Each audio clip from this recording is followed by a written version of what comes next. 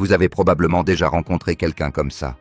Un homme entre dans une pièce, pas extravagant, pas bruyant, mais tout le monde se retourne. Il n'a rien à prouver. Les gens semblent simplement ressentir quelque chose en lui. Il regarde autour de lui, calme, posé, comme si l'air lui-même s'ajustait pour lui faire de la place. Sur le papier, il pourrait n'être personne, mais à ce moment-là, personne ne le croirait. Sa présence dit le contraire. Et vous êtes là, à observer, vous demandant « Comment fait-il ça? Pourquoi les gens le traitent-ils comme s'il était important, alors qu'il n'a encore rien fait ?» Voici une vérité inconfortable. Il n'est pas forcément meilleur que vous. Il n'est peut-être ni plus intelligent, ni plus compétent, ni plus méritant. Mais il fait une chose que vous ne faites pas. Il agit comme si personne n'était au-dessus de lui. Et le monde le croit. On vous a appris à attendre votre tour, à être humble, à laisser votre travail parler pour vous. Mais en réalité, le monde n'attend pas d'entendre votre histoire. Il lit votre posture. Il écoute votre ton. Il observe votre démarche, votre manière de parler, de vous asseoir, de regarder les autres dans les yeux ou de les éviter. Votre présence parle avant votre voix. Et si elle dit « Je ne suis pas sûr de moi », alors on vous traitera comme si vous n'aviez pas votre place, peu importe l'intelligence que vous cachez en vous. C'est pour cela que l'expression « agis comme si tu étais le meilleur » n'est pas qu'un simple slogan de motivation. C'est une stratégie de survie. On ne devient pas puissant, puis on commence à se comporter comme quelqu'un qui mérite le respect. On agit comme si on le méritait déjà, et c'est cela qui ouvre les portes. Cela peut sembler être du théâtre, et d'une certaine manière, ça l'est. Mais le théâtre n'est pas une tromperie. Le théâtre, c'est une performance avec intention. Quand un acteur monte sur scène, il ne ment pas. Il se présente pleinement, prend son rôle au sérieux et invite les autres à y croire. C'est ce que vous devez faire.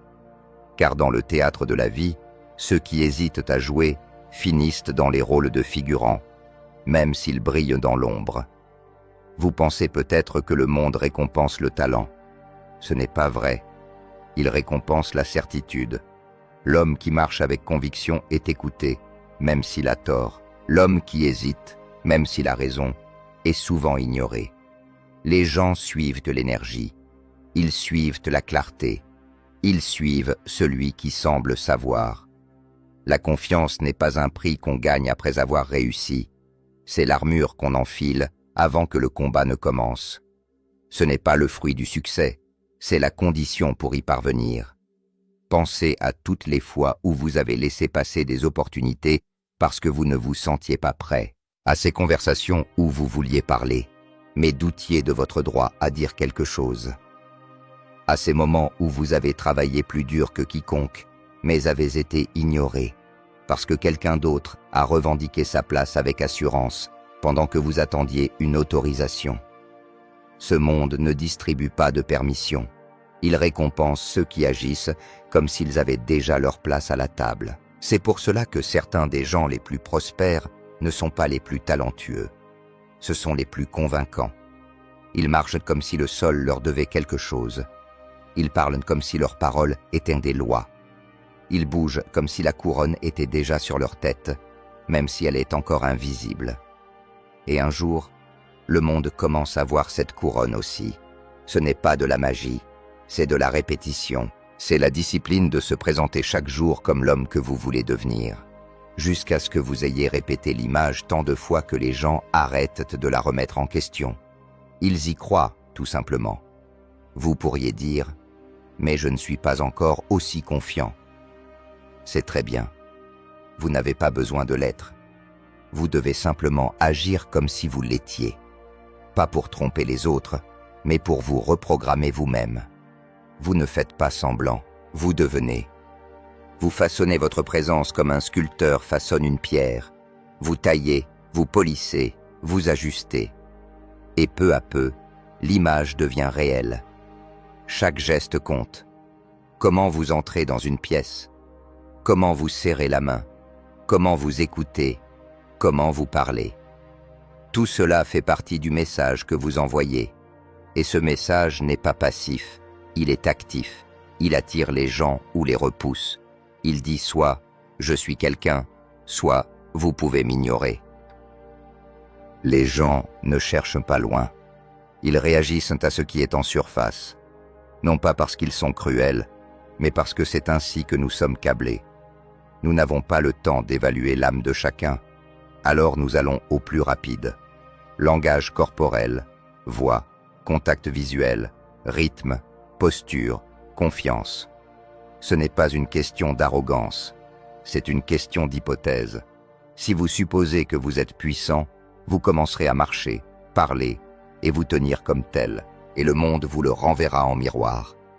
Mais si vous supposez que vous êtes invisible, que vous devez d'abord faire vos preuves, que les autres sont meilleurs que vous, alors vous agirez en conséquence. Vous vous rétrécirez, vous attendrez, vous vous excuserez d'exister. Et encore une fois, le monde vous le renverra. Vous ne vous contentez pas de vivre dans le monde, vous le projetez. Et le monde réagit à ce que vous projetez, pas à votre potentiel, pas à votre vérité, mais à votre signal. Alors agissez comme si vous étiez le meilleur.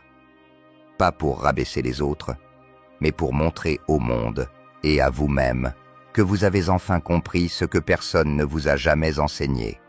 Le pouvoir ne se donne pas, il se prend, et celui qui ose le prendre gagne. Vous vous êtes déjà demandé pourquoi certaines personnes, même sans rien d'exceptionnel à offrir, attirent toute l'attention. Elles arrivent à une réunion, proposent quelques idées vagues, et pourtant, tout le monde hoche la tête, écoute, acquiesce. Pendant ce temps, quelqu'un d'autre, vous, peut-être, a passé des heures à réfléchir aux problèmes, à affiner des solutions, à se préparer, et pourtant, vos paroles tombent à plat. Ce n'est pas un manque d'intelligence, ce n'est pas un défaut de préparation. C'est le signal que vous envoyez dès l'instant où vous ouvrez la bouche, voire avant. Le monde ne suit pas la compétence, il suit la certitude. Les gens ont soif de quelque chose de solide à croire. Et quand vous marchez et parlez avec une confiance absolue, vous devenez cette encre qu'ils cherchent, même si vos idées ne sont pas parfaites. La confiance donc n'est pas une récompense, c'est une exigence. Si vous voulez diriger, vous ne pouvez pas attendre d'être complètement prêt. Vous ne le serez jamais, personne ne l'est. Voilà le secret. La différence, c'est que ceux qui s'élèvent choisissent d'agir comme s'ils étaient prêts, même s'ils sont terrifiés à l'intérieur. C'est ce mensonge qui devient vérité. Parce qu'à chaque fois que vous vous comportez comme si vous étiez en contrôle, les gens commencent à y croire. Ils s'ajustent à votre rythme. Ils réagissent à l'image que vous projetez, pas aux faits que vous portez. C'est pour cela que vous avez vu des hommes ordinaires diriger des équipes extraordinaires. Pourquoi des voix bruyantes et trop sûres d'elles prennent toute la place, pendant que le génie silencieux reste une note de bas de page? Parce que le monde reflète ce que vous émettez, non ce que vous contenez. Vous pouvez être brillant, perspicace et fort, mais si votre comportement murmure l'hésitation, les gens ne chercheront pas plus loin pour découvrir qui vous êtes vraiment. Ils prendront l'indice et passeront à autre chose. C'est pourquoi vous devez vous imposer dans une pièce avant même que la pièce vous donne la permission. Entrez comme si vous étiez chez vous. Parlez comme si vous aviez déjà gagné votre place. Comportez-vous comme si vous n'aviez rien à prouver. Car au moment où vous essayez de prouver quelque chose, vous signalez que vous n'êtes peut-être pas aussi puissant que vous le prétendez. Même l'hésitation est un message, un délai de réponse, un rire nerveux, une posture recroquevillée. Ce sont de petites fuites d'énergie qui indiquent à la pièce « je ne suis pas sûr de moi ». Et les gens le sentent instantanément. Et parce que les humains sont profondément câblés pour suivre la force, ou ce qui y ressemble, ils vous repositionnent. Ils vous classent un rang en dessous. Ils prennent vos suggestions avec scepticisme. Ils testent vos limites plus librement. Ils remettent plus souvent en question vos opinions. Non pas pour vous nuire, mais parce que c'est ainsi que fonctionne le cerveau humain. Nous faisons confiance à ce que nous pouvons ressentir. Nous suivons ce que nous pouvons percevoir. Et la confiance, réelle ou jouée, est l'un des signaux émotionnels les plus puissants qui existent. Elle crée de la gravité. Elle attire les gens. C'est pourquoi vous ne devez jamais attendre d'être célébré pour vous comporter comme un gagnant. Jamais attendre d'être validé pour vous tenir droit. Jamais attendre qu'on vous donne la parole. Prenez-la. Chaque hésitation est une invitation pour quelqu'un d'autre à vous voler votre moment. Il ne s'agit pas d'être bruyant, il s'agit d'être sûr. Même votre silence peut être puissant si vous le choisissez consciemment. Quand vous êtes assis dans une pièce, que vous parlez peu, mais que vous soutenez le regard, que vous vous tenez droit, que vous dégagez de la certitude, les gens commencent à se demander ce que vous pensez. Ils tendent l'oreille, ils prêtent attention, car le silence, accompagné de confiance, devient mystère. Et le mystère est magnétique, mais le silence sans présence, ce n'est que de l'invisibilité. Vous devez apprendre la différence. Quand vous entrez dans un espace, votre première tâche n'est pas de vous expliquer, c'est de l'occuper pleinement. Avec votre colonne vertébrale, vos pas, votre souffle, votre regard, avec votre énergie. Avant même de parler, votre présence a déjà entamé la conversation. Et quand enfin vous parlez, que votre voix porte le poids de votre conviction. Pas seulement une croyance dans vos idées, mais une croyance en vous-même. Parlez comme si vos mots comptaient, comme s'ils avaient des conséquences, comme s'il serait insensé de ne pas vous écouter. Car voici la vérité, si vous parlez sans conviction, votre audience ne vous croira pas non plus. Et si vous ne semblez pas convaincu de votre propre puissance, personne ne le sera. Les gens veulent suivre quelqu'un qui semble savoir où il va. Ils veulent soutenir quelqu'un qui semble déjà désigné. Ils veulent remettre la couronne à celui qui agit déjà comme s'il la portait. Alors agissez, pas par arrogance, pas parce que vous trichez, mais parce que vous comprenez enfin les règles du jeu et que vous en avez fini de rester sur la touche. Vous ne devez pas au monde votre humilité, vous lui devez votre présence. Et si vous ne revendiquez pas votre place, quelqu'un d'autre le fera. Et il y a de fortes chances qu'il en soit bien moins digne que vous. Vous vous demandez peut-être encore, et si je fais semblant? Et si j'agis avec confiance et que quelqu'un s'en aperçoit? Mais voici le vrai retournement. Tout le monde fait semblant. Même les personnes les plus puissantes que vous admirez, à un moment donné, elles étaient comme vous. Incertaines, nerveuses, en train d'improviser. La différence, c'est qu'elles n'ont jamais laissé cette incertitude transparaître. Elles ont agi avec conviction avant d'avoir la preuve. Elles ont compris quelque chose que la plupart ignorent. Votre croyance façonne la réalité, et non l'inverse. Pensez à la confiance comme à une forme d'auto-hypnose. Au début, c'est étrange. Vous vous tenez plus droit, même si vos jambes tremblent. Vous prenez la parole, même si votre voix veut se briser. Vous regardez quelqu'un dans les yeux, même si votre instinct vous crie de détourner le regard. Mais plus vous répétez, plus votre corps apprend. Votre voix s'adapte. Votre énergie rejoint votre comportement. Ce n'est pas une tromperie, c'est une transformation. Vous ne mentez pas au monde, vous lui enseignez comment vous traiter. Et vous vous enseignez à vous-même qui vous êtes en train de devenir. Car chaque fois que vous vous comportez comme un homme de valeur, vous commencez à le croire. Et une fois que vous y croyez, les autres suivent. C'est ainsi que les réputations se construisent, non sur la vérité, mais sur la constance. Le monde ne récompense pas le plus talentueux. Il récompense le signal le plus cohérent. Si vous projetez la même image jour après jour, les gens finissent par l'accepter. Ils arrêtent de la remettre en question. Ils la répètent. Et bientôt, votre mythe devient votre identité. Vous l'avez déjà vu. Un homme entre dans une pièce avec une certitude tranquille. Il n'a pas besoin de se vanter. Il n'a même pas besoin de beaucoup parler. Mais les gens s'écartent pour lui. Ils s'inclinent devant lui. Pourquoi? Parce qu'il assume le pouvoir. et l'assurance est contagieuse. Elle se répand comme un parfum. Les gens la sentent avant même de la comprendre. En revanche, pensez à l'homme qui entre en n'étant pas sûr de sa place. Il sourit trop souvent. Son corps se replie sur lui-même. Il essaye d'être agréable, de ne déranger personne, de prendre le moins de place possible. Et que fait la pièce en retour? Elle l'oublie, elle le néglige, pas parce qu'il n'a pas de valeur, mais parce qu'il a dit, sans un mot, « Vous n'avez pas besoin de me respecter ». C'est la maladie silencieuse de l'effacement de soi, et c'est un choix. Vous pouvez choisir de vous rétrécir, de céder, d'attendre qu'on vous dise que vous êtes suffisant. Ou vous pouvez choisir de vous tenir debout comme si vous l'étiez déjà.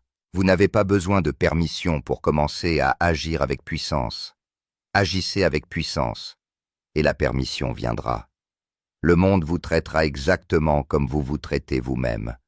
Alors quand vous entrez dans une pièce, arrêtez de jouer petit. Ne regardez pas autour de vous en attendant qu'on reconnaisse votre grandeur.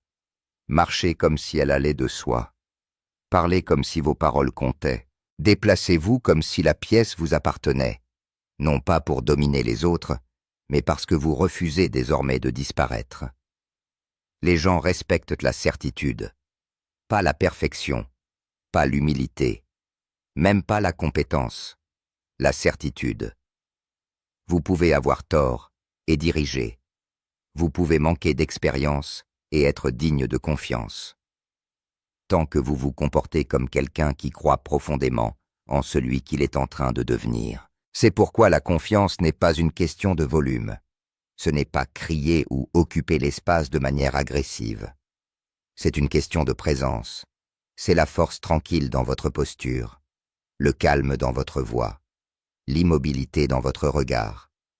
C'est marcher lentement, avec intention, parce que vous n'avez pas besoin de courir après l'approbation. C'est tenir le silence comme une arme.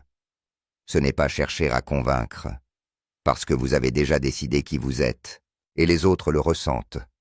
Très vite, les gens cherchent quelqu'un à suivre, quelqu'un en qui croire, quelqu'un qui porte la conviction comme une flamme et éclaire le chemin pour les autres. Et quand ils sentent cette énergie en vous, ils s'organisent autour d'elle, non pas parce que vous les y forcez, mais parce qu'ils attendaient que quelqu'un comme vous apparaisse. Alors n'attendez plus. Ne continuez pas à vous demander si vous êtes prêt. La préparation est un mythe. Personne ne se sent jamais complètement prêt. Les plus forts que vous connaissez ont juste eu le courage d'agir avant d'être certains. Ils ont sauté et appris à atterrir en cours de route. C'est votre tâche, maintenant. Non pas de perfectionner votre image, mais de la choisir. Non pas d'attendre des preuves, mais d'assumer votre rôle.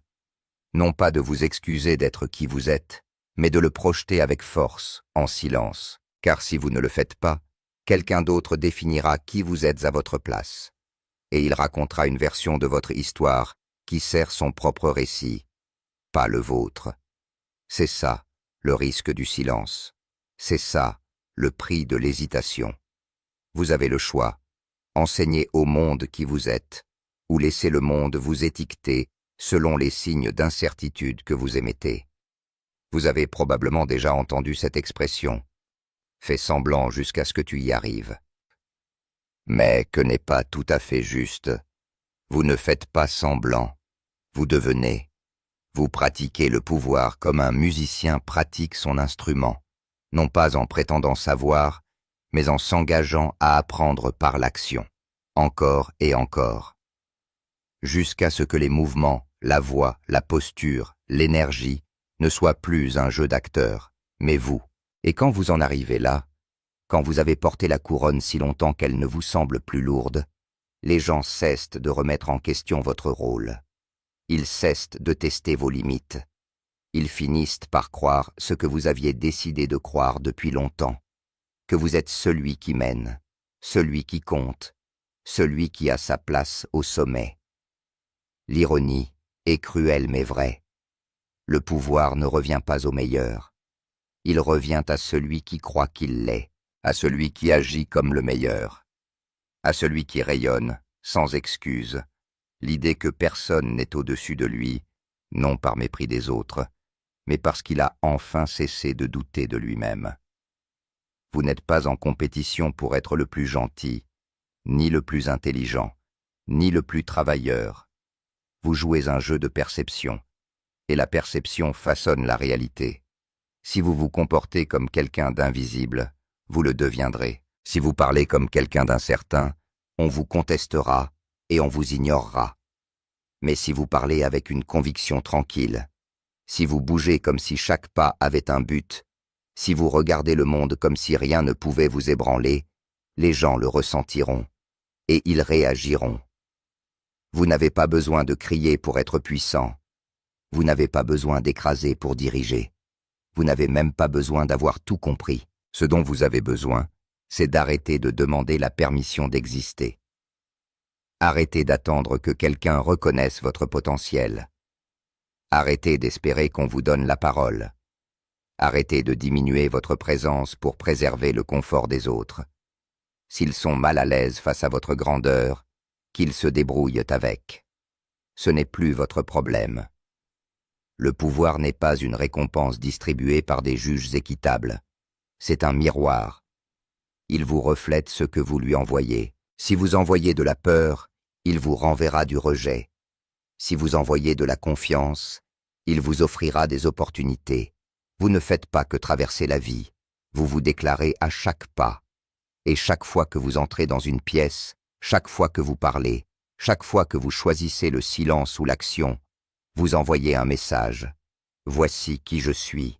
Voici comment je m'attends à être traité. Alors, laissez-moi vous demander.